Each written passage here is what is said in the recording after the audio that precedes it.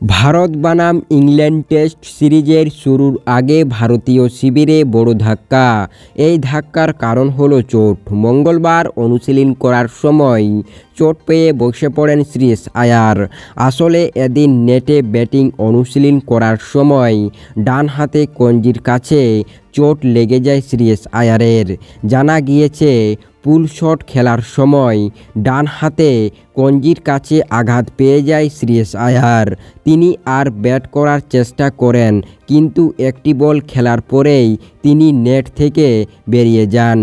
তাকে আইস প্যাক লাগাতে দেখা গিয়েছিল। চোট পাওয়ার পরে মাঠ থেকে বেরিয়ে কিছুক্ষণ প্লেয়ার জোনে বসেছিলেন শ্রেয়স আয়ার। সেই সময় তাকে নিজের হাতে বরফ লাগাতে দেখা গিয়েছিল।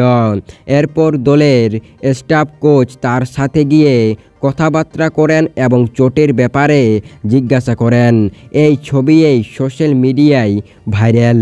হ্যাঁ ফ্রেন্ডস, যেখানে প্রথম ও দ্বিতীয় ম্যাচে খেলবেন না বিরাট কোহলি।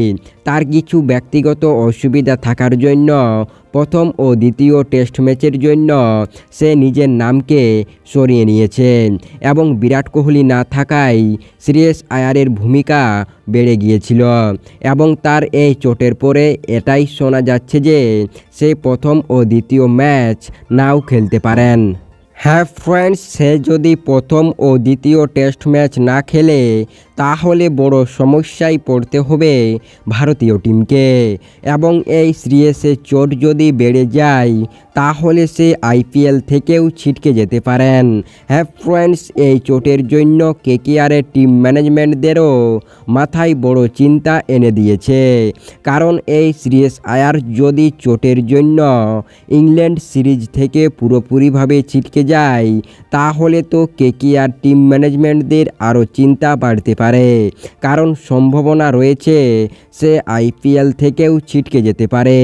হ্যাঁ ফ্রেন্ডস, আমরা সবাই এটাই আশা করব যে শ্রেয়স আয়ারের চোট যেমন তাড়াতাড়ি ঠিক হয়ে যায় এবং সে আজকে প্রথম ম্যাচেই মাঠে নামে খেলার জন্য। হ্যাঁ ফ্রেন্ডস, এই চোট নিয়ে আপনাদের বক্তব্য অবশ্যই নিচে কমেন্ট সেকশনে লিখে আমাদের জানিয়ে দাও। তাই আপনাদের সম্পূর্ণ ভিডিওটি দেখার জন্য অসংখ্য ধন্যবাদ।